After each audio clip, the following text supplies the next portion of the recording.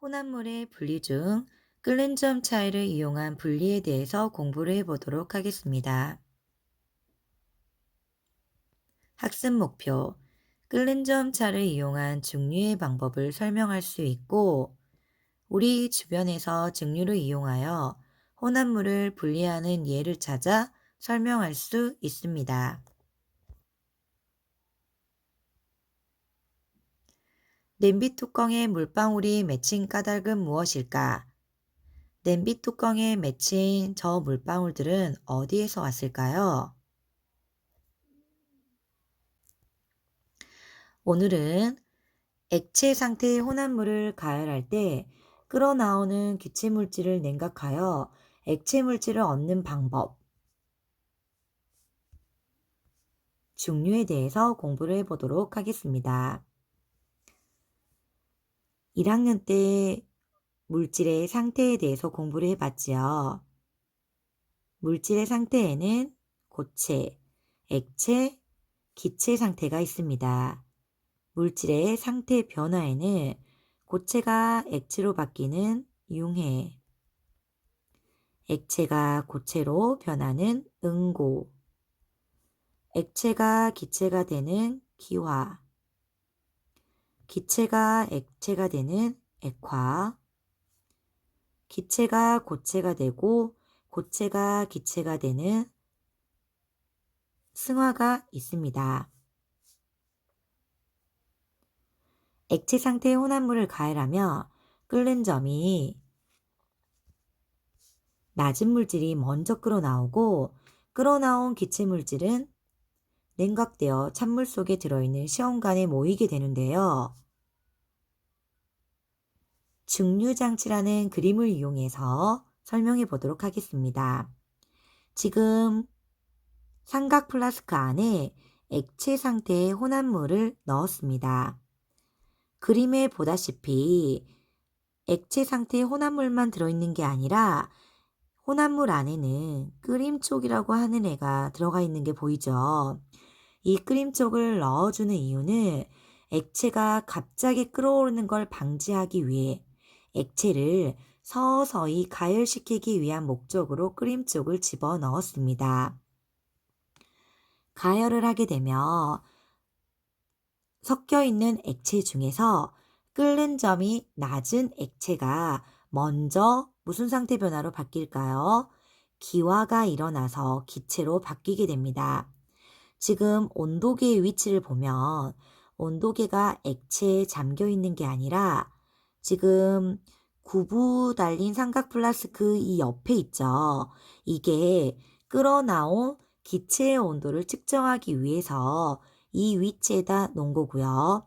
기체는 고무관을 통해서 이쪽 시험관으로 이동을 하게 됩니다. 이동을 해서 온 기체는 비커 안에 들어있는 찬물로 인해서 열을 빼앗기고 다시 무슨 상태로 바뀌게 되느냐? 액체 상태로 바뀌게 됩니다.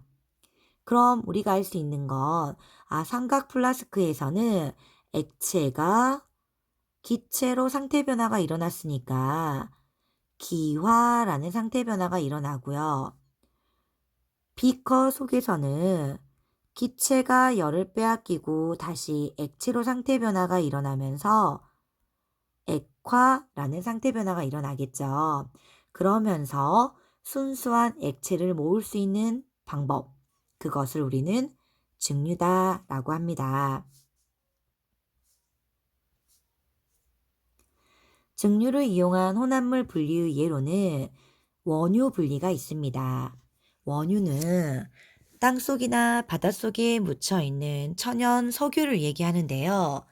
우리가 쓰고 있는 여러 기름들이 원래는 흑갈색의 점액질 물질이었던 거죠. 이러한 것을 증류탑이라는 곳에 넣어서 가열을 하게 되면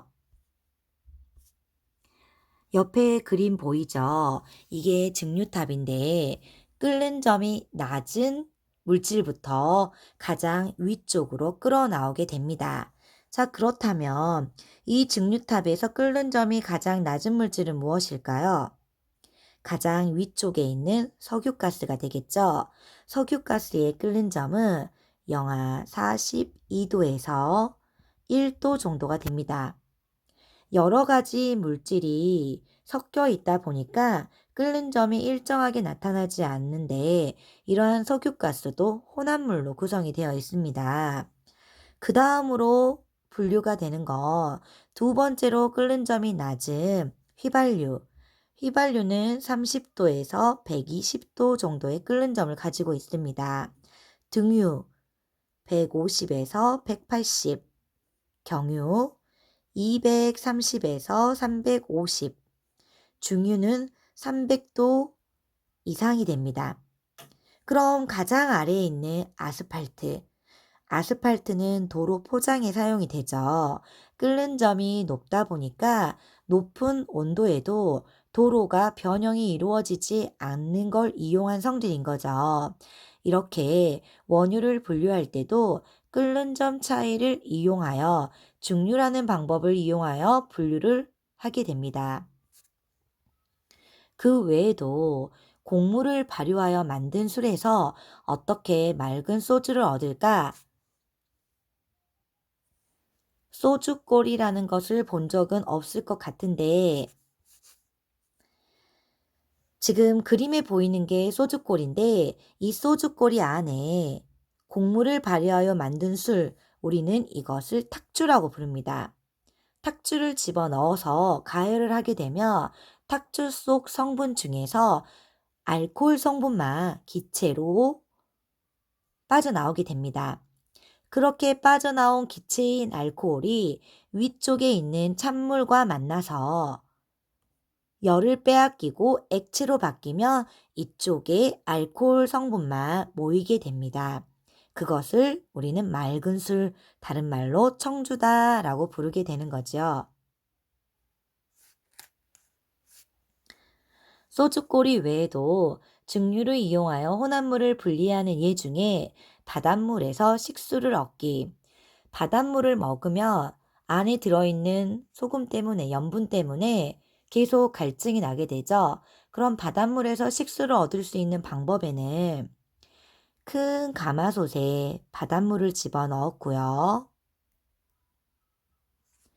여기에다가 담는 그릇, 가마솥에 뚜껑을 뒤집어서 이 가마솥 위에다가는 찬물을 붓습니다. 그래서 열을 가열하게 되면 바닷물 성분 중에서 순수한 물만 수증기로 증발을 하게 되겠죠. 그 수증기가 차가운 벽을 만나게 되면 물방울로 바뀌어서 여기에 모아둔 그릇에 우리가 마실 수 있는 식수를 모을 수 있게 됩니다. 끓는 점 차이를 이용하여 역시 순수한 액체를 얻는 증류를 이용해서 혼합물을 분리하는 예였습니다. 자, 교과서 맨 아래에 있는 스스로 확인하기를 정리해 보도록 하겠습니다. 액체 상태 혼합물을 가열할 때 끓어나오는 기체 물질을 냉각하여 순수한 액체를 얻는 방법. 오늘 공부한 내용이죠? 무엇일까요? 증류라고 하죠. 액체 상태 혼합물을 가열할 때 끓는 점이 낮은 물질이 먼저 끓어나온다. 자, 마지막으로 공기는요, 여러 가지 물질이 섞여 있습니다. 자, 그런데 이 중에서 질소가 가장 먼저 분리가 된다라고 하는데 어떤 원리가 되느냐? 질소의 끓는 점은 영하 196도 정도, 산소의 끓는 점은 영하 183도, 이산화탄소 같은 경우는 영하 56도 정도가 됩니다. 자, 그럼 이 물질들을요, 전부 영하 200도까지 떨어뜨려서 전부 무슨 상태로 만드느냐? 액체 상태로 만들어 버리게 되는 거죠. 그런 다음에 다시 서서히 가열을 하게 되면 가장 끓는 점이 낮은 마이너스 196도였죠? 누가 가장 먼저 나올까요? 질소가 기체 상태로 바뀌게 됩니다. 그 다음에 나오는 건 누굴까요? 그 다음에 끓는 점이 높은 산소가 되고요. 가장 마지막으로 끌어나오는 게 이산화탄소가 되겠죠. 이렇게 액체 혼합물, 기체 혼합물, 끓는 점 차이를 이용하여 분리하는 방법. 오늘은 중류에 대해서 공부를 해보았습니다. 다음 시간에는 밀도 차이를 이용한 분리에 대해 공부를 해보도록 하겠습니다. 오늘 수고 많으셨습니다.